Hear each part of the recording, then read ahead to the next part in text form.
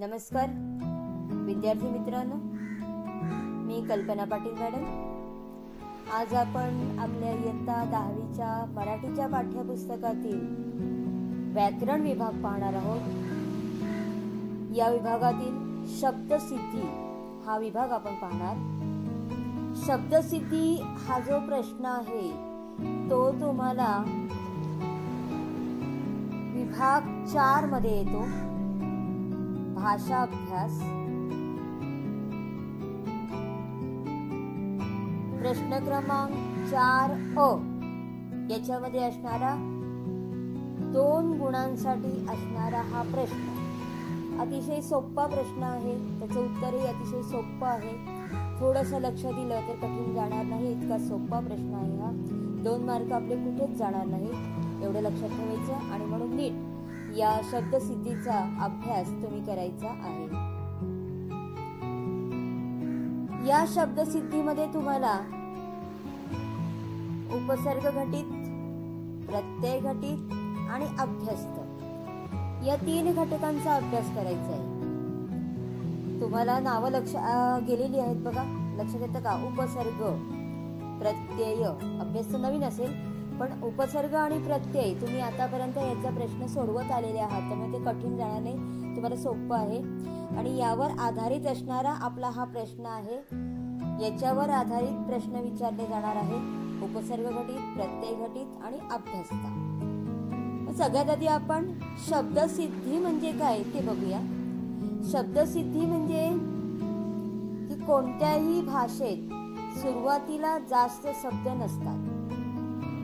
जसजशी भाषा अनेक भागात वापरली जाते तसतशी त्या भाषेतील शब्दसंख्या वाढते. निरनिराळ्या भाषांतील शब्द आपल्या भाषेत मिसळतात आणि ते इतके रूढ होतात की हा शब्द आपल्या भाषेतील नाही हे आपल्याला मुळीच कळत नाही किंवा वाटत नाही. कधी कधी आपण इतर भाषेतील शब्द आपल्या भाषेत जशीच्या तसे घेतो, तर कधी कधी शब्दाच्या मूळ रूपात बदल केला जातो.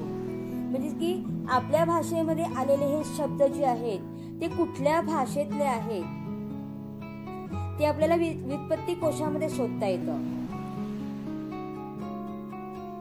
आणि हे जे शब्द आहेत हे शब्द कधी कधी दुसऱ्या भाषेतनं, मग संस्कृत असो, फारसी असो, उर्दू असो किंवा इंग्रजी असो, हिंदी असो, मल्याळम असो, जे असो, जी इतर भाषा आहेत, या भाषेमधले शब्द जे आहेत ते कधी कधी जसेच्या तसे आपल्या मराठी भाषेमध्ये येतात. कधी कधी त्याच्यामध्ये थोडासा बदल होऊन येतो. आणि कोणत्या शब्दात बदल करून आपण नवीन शब्द घडवला याचा अभ्यास करणे म्हणजे काय आहे? शब्दसिद्धी आहे. की शब्द कसा बनतो म्हणजेच सिद्ध होतो. शब्द कसा बनतो म्हणजेच सिद्ध होतो, याला काय म्हणतात? शब्दसिद्धी असे म्हणतात. की इतर भाषेतनं आलेले शब्द त्याच्यामध्ये कसं परिवर्तन घडलेलं आहे, हा शब्द कसा तयार झालाय, सिद्ध झालेला आहे, याचा अभ्यास करायचा. हा अभ्यास म्हणजेच काय आहे? शब्दसिद्धी आहे. भाषेतील शब्दांचं वर्गीकरण 2 प्रकारे करता येतं. एक सिद्ध शब्द आणि दुसरा साधित शब्द. मग यामध्ये सिद्ध शब्द म्हणजे जा, ये, कर, बोल यासारखे धातू किंवा शब्द. आणि साधित शब्द म्हणजेच कर सारख्या सिद्ध शब्दापासून तयार होणारे शब्द म्हणजे करू, करता, त्याचबरोबर करणारा, होकार, प्रतिकार यासारखे शब्द की कर या शब्दापासून तयार झालेले शब्द ते साधित शब्द. मग भाषेतील शब्दांचे 2 प्रकार, सिद्ध शब्द आणि साधित शब्द. सिद्ध शब्दामध्ये 4 प्रकार, तत्सम, तद्भव, देशी, परभाषीय. हे जे 4 प्रकार आहेत या 4 प्रकारांचा अभ्यास तुम्ही मागच्या 7वीला केलेला आहे. मग तत्सम शब्द म्हणजे काय? तर तत्सम शब्द म्हणजेच की संस्कृत मधनं अनेक शब्द जसेच्या तसे त्याच्या रूपात कुठलाच बदल होत नाही, त्याला तत्सम शब्द म्हटला जातो. उदाहरणार्थ म्हणावं तर कन्या, वृक्ष, कवी, गुरु यासारखे शब्द जे जसेच्या तसे मराठी भाषेत आलेले आहेत ते तत्सम शब्द. आता तद्भव. तद्भव म्हणजेच संस्कृत शब्द जे आहेत ते मराठीत येताना त्याच्या मूळ रूपात बदल होतो आणि असे शब्द म्हणजे तद्भव शब्द. जसं कर्ण हा शब्द संस्कृत मधला आहे, त्याचा मराठीत येताना कान हा शब्द झाला आहे. किंवा चक्र हा शब्द आपल्या मराठीत येताना चाक, किंवा हस्त हा शब्द मराठीत येताना हात, अग्नी हा शब्द मराठीत येताना आग. अशा पद्धतीने बदल झालेला हा जो शब्द आहे त्याला तद्भव शब्द असे म्हणतात. देशी. देशी म्हणजेच मराठीत असे काही शब्द आढळतात की ते तत्सम सुद्धा नाहीत, तद्भव किंवा परभाषीय नाहीत. अशांना देशी, देश्य किंवा देशज किंवा महाराष्ट्रात पूर्वी जे रहिवासी होते त्यांच्या बोली भाषेतले असणारे हे शब्द असावेत ते देशी शब्द, ज्याच्यामध्ये झाड, दगड, धोंडा, डोळे, डोके यासारखे शब्द ते देशी शब्द. आणि चौथा आपला प्रकार आहे परभाषीय शब्द. की परभाषीय शब्द जसे संस्कृत मधले शब्द आपल्या मराठी भाषेत आढळतात तर संस्कृत शिवाय मराठीत इतर शब्द सुद्धा आहेत, ते शब्द म्हणजे परभाषीय शब्द. जसं फारसी भाषेतनं अरबी, गुजराती, हिंदी, पोर्तुगीज, तेलुगू, कानडी, इंग्रजी यासारख्या भाषा ज्या आहेत या भाषेतनं मराठीत आलेले जसेच्या तसे शब्द.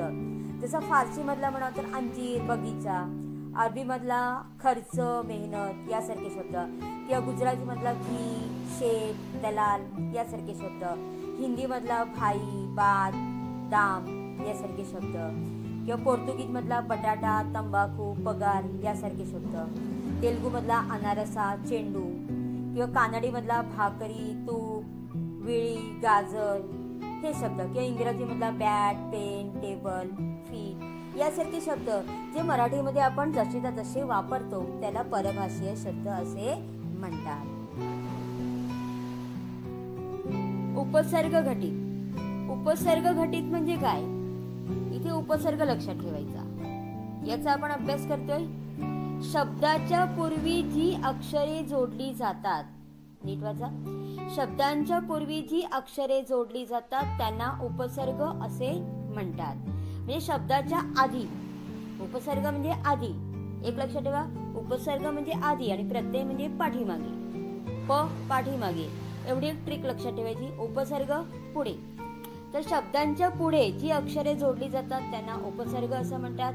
अशी अक्षरे जोडून जो शब्द तयार होतो त्यांना उपसर्ग घटित शब्द असे म्हणतात. आता उदाहरणार्थ या ठिकाणी दिलेत बघा. अनुभव. भव हा हे अक्षर आहे, सॉरी, भव हा शब्द आहे. या शब्दाच्या पूर्वी काय जोडला गेलाय? अनु हा शब्द जोडला गेलेला आहे. मग अशी अक्षरे जोडून जे शब्द तयार होतात या शब्दांना म्हणतात उपसर्ग. दुसरा शब्द अपयश. अप काय आहे? उपसर्ग घटित शब्द, ते उपसर्ग आहे. अधिकार यामधला अधि हा उपसर्ग आहे. अवगुण यातला अव उपसर्ग आहे. अधिपती, पती या शब्दाला अधि हा उपसर्ग लागलाय. उपहार, हार या शब्दाला उप हा उपसर्ग लागलेला आहे. आकार, कार या शब्दाला आ हा शब्द उपसर्ग लागलाय. साकार, सा शब्द उपसर्ग. प्रतिकार, प्रति उपसर्ग. प्रकार, प्र उपसर्ग. सुशिक्षित, सु उपसर्ग. आडनाव, आड उपसर्ग. आडवाट, आड उपसर्ग. अवजड, अव उपसर्ग आहे. अवघड, अव उपसर्ग आहे. पडसाद, पड उपसर्ग आहे. फटफजिती, फजिती या शब्दाला उपसर्ग लागलाय फट. भरधाव, धाव या शब्दाला उपसर्ग लागलाय भव. निकामी, कामी या शब्दाला नि हा उपसर्ग लागलाय. निरोगी, रोगी या शब्दाला नि हा उपसर्ग लागलेला आहे. आता बघा, उपसर्ग आणि उपसर्ग घटित शब्द. अव हा शब्द पहिला आहे. मग अव हा उपसर्ग लागून शब्द कोणते म्हणलेत? अवजड, अवघड, अवकळा. बरोबर. त्यानंतर भर या उपसर्गाला भरजरी, भरधाव, भर दिवसा अशा पद्धतीने या शब्दांना उपसर्ग भर लागलेला आहे. नि हा उपसर्ग बघा, निरोगी, त्यानंतर निनावी, निकोप, नि हा उपसर्ग या शब्दाला लागलेला आहे. तसंच अति हा उपसर्ग बघा, अतिरेक, रेक या शब्दाला अति उपसर्ग, अतिशय, शय या शब्दाला अति हा उपसर्ग. त्यानंतर उप हा उपसर्ग बघा, उपसंपादक, उपमुख्याध्यापक, उपप्रमुख, उपवास, वास या शब्दाला उप, प्रमुख या शब्दाला उप, मुख्याध्यापक या शब्दाला उप आणि संपादक या शब्दाला उपसर्ग लागलेला आहे. त्यानंतर पुढचा शब्द आहे बे, बेडर, बेफिकीर, बेपरवा. या ठिकाणी बे हा उपसर्ग लागलाय. डर या शब्दाला बे, फिकीर या शब्दाला बे, परवा या शब्दाला बे उपसर्ग लागलेला आहे. त्यानंतर बिन, बिनचूक, बिन तक्रार, बिन हरकत. हरकत या शब्दाला बिन उपसर्ग, तक्रार या शब्दाला बिन उपसर्ग आणि चूक या शब्दाला बिन उपसर्ग लागलेला आहे. शेवटचा बघा ना, राज या शब्दाला ना उपसर्ग, ना उमेद शब्दाला, उमेद या शब्दाला ना उपसर्ग, ना पसंत मधला पसंत या शब्दाला ना हा उपसर्ग लागलेला आहे. अशा पद्धतीने उपसर्ग आणि उपसर्ग घटित शब्द आपण पाहिले. आता याच्यावर तुम्हाला परीक्षित प्रश्न कसा विचारला जातो, तर यावर कृती विचारताना प्र हा उपसर्ग असलेले 4 शब्द लिहा असा तुम्हाला प्रश्न विचारला जाईल. मग त्याचं उत्तर असणार आहे प्रशिक्षण, प्रमोद, प्रभाव, प्रसिद्ध. या ठिकाणी प्र प्र प्र प्र हा उपसर्ग आपण लावलेला आहे. त्यानंतर अभि हा उपसर्ग लावून 4 शब्द लिहा असा विचारला जाईल. मग अभिरुची, अभिमान, अभिवादन, अभिनंदन. तुम्ही एवढा अभ्यास केल्यानंतर तुमच्या लक्षात आलं असेल की रुची या शब्दाला अभि उपसर्ग, उपसर्ग नेहमी आधी लागतो, उपसर्ग नेहमी आधी लागतो, एवढं लक्षात ठेवायचं. आता तुम्हाला फक्त असेच प्र किंवा अभि असं विचारणार नाही. मग तुम्ही आपण या ठिकाणी बघितलेलं बघा की तुम्हाला परीक्षेत विचारला जाऊ शकतो अव उपसर्ग असलेले 4 शब्द लिहा, किंवा उपसर्ग असलेले 4 शब्द लिहा, किंवा ना उपसर्ग असलेले 4 शब्द लिहा. अशा पद्धतीने तुम्हाला परीक्षेत प्रश्न विचारले जातील. मग उपसर्ग म्हणजे काय लक्षात ठेवायचं, तर पहिले उपसर्ग लागतो त्यानंतर शब्द तयार होतो. म्हणजे एखाद्या शब्दाला आधी उपसर्ग नेहमी लागतो आणि अशा पद्धतीने तुम्ही हे लक्षात ठेवायचं आहे. शब्दसिद्धीचा दुसरा प्रकार प्रत्यय घटित शब्द.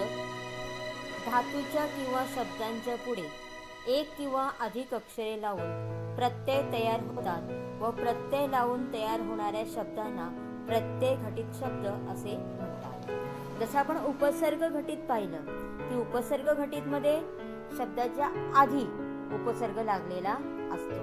आता प्रत्यय घटित, प्रत्यय घटित म्हणजे की शब्द किंवा धातू याच्या पुढे एक किंवा अनेक अक्षर लागतात आणि शब्द तयार होतो.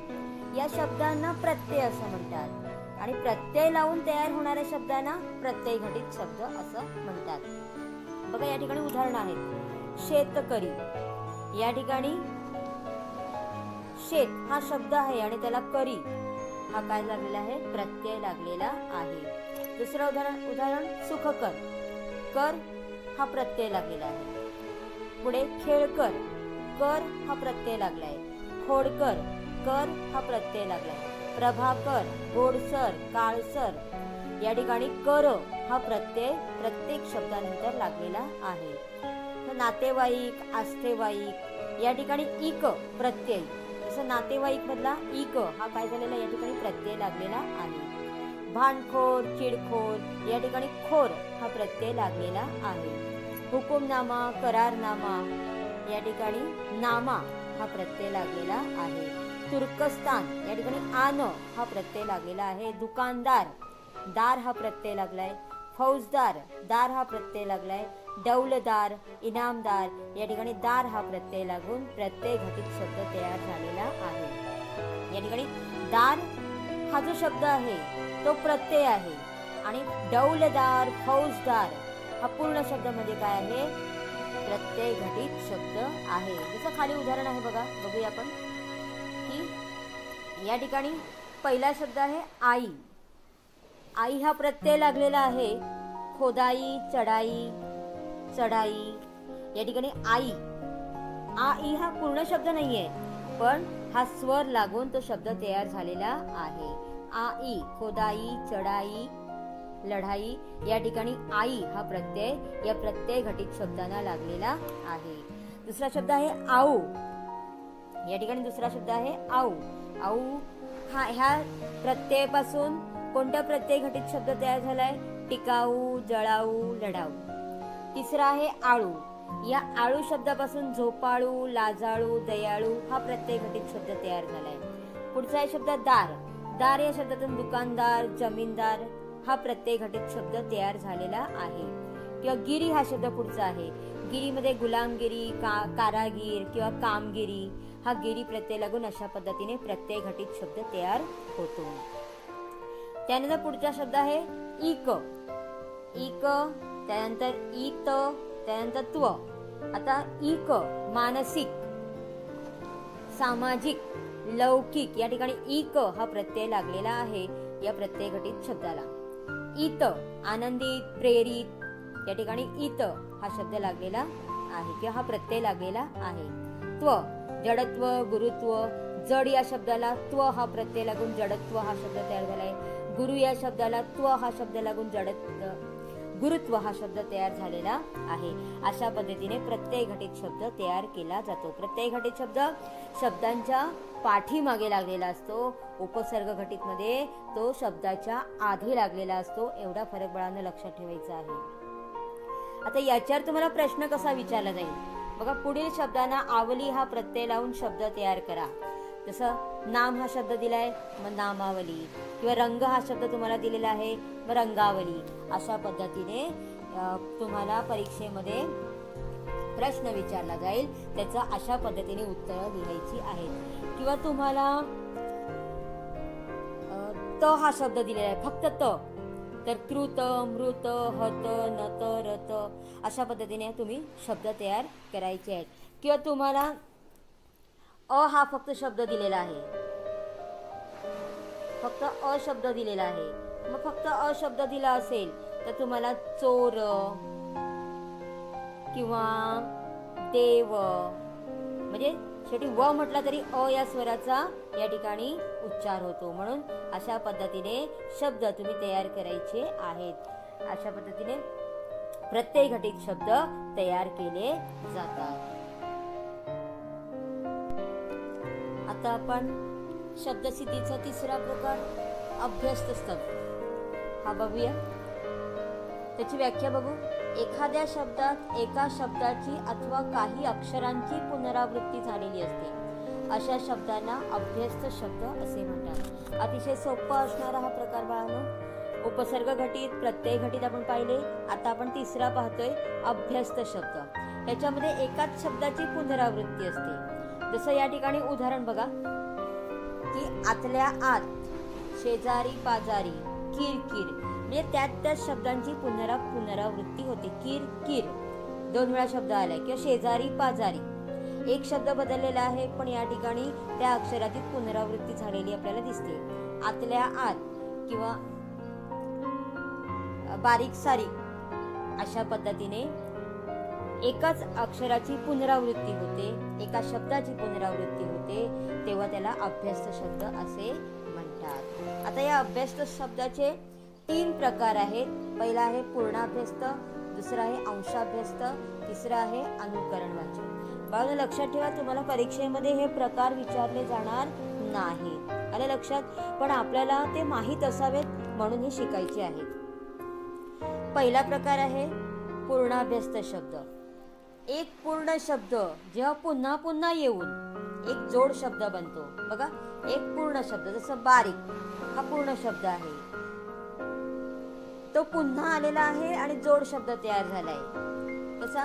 बारीक बारीक 2 शब्द एकत्र आले, पुन्हा आलेले आहेत म्हणून जोड शब्द झालाय, तो पूर्णाभ्यस्त. आतल्या आत किंवा कळकळ, मळमळ, बडबड, समोरासमोर, हळूहळू, पुढे पुढे, पैसाच पैसा, मजाच मजा, हिरवे हिरवे, क्षण क्षण, जवळ जवळ. म्हणजेच या ठिकाणी हे शब्द वाचले तर लक्षात येतं आपल्या की एक पूर्ण शब्द पुन्हा आलेला आहे आणि जोड शब्द तयार झालाय म्हणून तो पूर्णाभ्यस्त शब्द. आता आपण दुसरा प्रकार बघू, अंशाभ्यस्त. एक कधी कधी पूर्ण शब्द तसाच पुन्हा न येता एखादे अक्षर बघा पुन्हा म्हणजे दोन्ही सेम नसतात, सारखे नसतात. एखादं अक्षर बदललेलं असतं, पण त्या शब्दाला वेगळा अर्थ नसतो. केवळ निरर्थक अक्षरे वापरून यमक साधण्याचा प्रयत्न या ठिकाणी असतो आणि तो शब्द त्यालाच काय म्हणतात, अंशाभ्यस्त शब्द. उदाहरण बघा, अदला बदल या ठिकाणी ब हा शब्द बदललेला आहे, पुस्तक बिस्तक बी हा शब्द बदलला आहे, आसपास पा हा शब्द बदललाय. पण म्हणजे की एखादं अक्षर बदलून येतं, पण त्याला वेगळा काही अर्थ नसतो किंवा एखादं अक्षर बदलल्याने त्या शब्दाचा अर्थ बदलून जात नाही आणि यमक फक्त या ठिकाणी साधलं जातं, तेव्हा अंशाभ्यस्त शब्द तयार होतो. जसं शेजारी पाजारी, बारीक सारी, लाडी गोडी, सोक्ष मोक्ष, जिकडे तिकडे, गोड धोड, जाळपोळ, त्यानंतर दगड बिगड, किडूक मिडूक. म्हणजे एक शब्द बदललाय पण त्याने अर्थ बदलत नाही किंवा वेगळा अर्थही तयार होत नाही, किंवा तो अंशाभ्यस्त शब्द असतो. तिसरा प्रकार अनुकरणवाचक. ज्या शब्दामध्ये एखादा ध्वनिवाचक, कोणता ध्वनी, त्याची ध्वनी निर्माण होते, ध्वनिवाचक शब्दांची पुनरावृत्ती झालेली असते, त्याला अनुकरणवाचक किंवा नादानुकारी शब्द असे म्हटलं जातं. जसं उदाहरणार्थ किरकिर, झुळझुळ, गडगड, खडखडाट, टिकटिक, त्यानंतर कडकडाट, घणघण, गुणगुण, फडफड अशा पद्धतीने अनुकरणवाचक शब्द तयार होतात. शब्दसिद्धीमधला हा तिसरा प्रकार अभ्यस्त शब्द. अभ्यस्त शब्दामधले 3 प्रकार, पूर्णाभ्यस्त, अंशाभ्यस्त आणि अनुकरणवाचक शब्द. आता या अभ्यास शब्दाबद्दल तुम्हाला परीक्षेत कसा प्रश्न विचारला जातो, याच्यावर आधारित कृती कशी बघा. 4 अभ्यस्त शब्द लिहा असाही प्रश्न विचारला जाऊ शकतो, किंवा 4 अभ्यस्त शब्द लिहा, जसे उदाहरण दिलेलं असेल सळसळ, मग ळळ आहे की नाही, मग तशा पद्धतीने ळळ शब्द आले पाहिजेत. खळखळ, ढळढळ, कळकळ, मळमळ असे शब्द आपण परीक्षेमध्ये तयार करायचे आहेत. किंवा तुम्हाला शब्द दिलाय इकडे तिकडे, यासारखे 4 शब्द अभ्यस्त शब्द तयार करा. मग बरे इकडे तिकडे, यामध्ये इकडे तिकडे मध्ये काय आले बाळांनो, ती हा शब्द, ती हे अक्षर बदललेलं आहे, पण या ठिकाणी त्याचा अर्थ बदलत नाही, तसे शब्द आपल्याला तयार करायचे आहेत. जसं बरे वाईट, काही बाही, इथे तिथे, जिकडे तिकडे, किंवा अशा पद्धतीने आपण परीक्षेमध्ये शब्द तयार करायचे आहेत. दिवसेंदिवस यासारखे 4 शब्द, मग क्षणोक्षणी, घरोघरी, गावोगावी, वारंवार अशा पद्धतीने आपल्याला परीक्षेमध्ये किंवा अभ्यस्त शब्द तयार करायचे आहेत. मग आता तिन्ही घटकावर प्रश्न कसे असतील, कदाचित असाही तिन्ही घटकावर सुद्धा प्रश्न विचारले जाऊ शकतात, किंवा फक्त उपसर्ग घटित सुद्धा विचारला जाऊ शकतो, किंवा फक्त प्रत्यय घटित सुद्धा विचारला जाऊ शकतो, किंवा फक्त अभ्यस्त शब्द सुद्धा विचारला जाऊ शकतो, किंवा तिन्ही घटक एकत्र मिळून सुद्धा तुम्हाला परीक्षेत प्रश्न विचारला जाऊ शकतो. जसं या ठिकाणी तक्ता दिलेला आहे, तक्ता पूर्ण करा. तुम्हाला शब्द दिले शिष्टाई, सुवचन, जागोजागी, झिमझिम, अभिमान, कणखरपणा. आता मग हे शब्द कोणते आहेत, कोणता शब्द उपसर्ग घटित आहे, कोणता प्रत्यय घटित आहे, कोणता अभ्यस्त आहे, तो तुम्ही ओळखायचा आहे आणि या ठिकाणी लिहायचा आहे. जसं पहिला शिष्टाई, या ठिकाणी ई हा प्रत्यय लागलाय म्हणून तो प्रत्यय घटित. सुवचन, वचन या शब्दाला सु हा उपसर्ग लागलाय म्हणून हा उपसर्ग घटित शब्द झाला. जागोजागी, बघा 2 शब्द सारखे आलेले आहेत म्हणून हा झाला अभ्यस्त. झिमझिम, दोन्ही शब्द सारखे आहेत म्हणून हा सुद्धा काय झालाय, अभ्यस्त. त्यानंतर अभिमान, मान या शब्दाला अभि हा उपसर्ग लागलेला आहे म्हणून तो उपसर्ग घटित शब्द. आणि कणखरपणा, पणा हा प्रत्यय लागलेला आहे म्हणून तो प्रत्यय घटित शब्द. अशा पद्धतीने जे शब्द ज्या ठिकाणी आहेत ते त्या पद्धतीने या ठिकाणी लिहायचे आहे. आलं लक्षात? तुम्हाला पाठ्यपुस्तकामध्ये बघा अशा पद्धतीने एक चार्ट दिलेला आहे. खालील चौकटीत दिलेल्या शब्दांचे वर्गीकरण करून तक्ता पूर्ण करा. तुम्ही पुस्तक ओपन केलं तर मला छान अजून दिसेल. पहिला शब्द आहे इनामदार, दार हा प्रत्यय लागलाय म्हणून प्रत्यय घटित शब्द. त्यानंतर धारदार, दार हा प्रत्यय लागलाय म्हणून प्रत्यय घटित. गल्लो गल्ली या ठिकाणी दोन्ही शब्द सारखेच आहेत म्हणून अभ्यस्त. घम घम अभ्यस्त. अचूक अ हा उपसर्ग म्हणून उपसर्ग घटित शब्द. हुबेहूब दोन्ही शब्द सारखे आहेत म्हणून अभ्यस्त. आंबट चिंबट अभ्यस्त. मुलुखगिरी गिरी प्रत्यय म्हणून प्रत्यय घटित. धबाधब दोन्ही शब्द सारखे अभ्यस्त. शिष्टाई ई प्रत्यय लागले म्हणून प्रत्यय घटित. अनाकलनीय या ठिकाणी अनिय हा प्रत्यय आहे म्हणून तुम्ही प्रत्यय घटित शब्द लिहायचे. हुरहुर दोन्ही शब्द सारखे म्हणून अभ्यस्त. हिरवा हिरवा दोन्ही सारखे मधून मधून दोन्ही सारखे म्हणून तो अभ्यस्त. रस्तो रस्ती अभ्यस्त. दांडगाई ई प्रत्यय आहे म्हणून प्रत्यय घटित. उपहार या ठिकाणी उप हा उपसर्ग लागलाय म्हणून उपसर्ग घटित. तिळतिळ अभ्यस्त. शिलाई प्रत्यय. लुटू लुटू अभ्यस्त. वटवट अभ्यस्त. संशयी ईत आहे ईत प्रत्यय लागलाय म्हणून प्रत्यय घटित. बेशक बे हा उपसर्ग लागलाय म्हणून उपसर्ग घटित आणि मागोमाग म्हणून अभ्यस्त. अशा पद्धतीने हे सगळे जे प्रश्न आहेत उत्तर आहेत ती तुम्ही या ठिकाणी लिहायची आहेत वर्गपाठाच्या वहीमध्ये. तुम्हाला शब्दसिद्धीतले हे प्रकार उपसर्ग घटित, प्रत्यय घटित आणि अभ्यास शब्द तुम्हाला समजले असतील. धन्यवाद बाळांनो.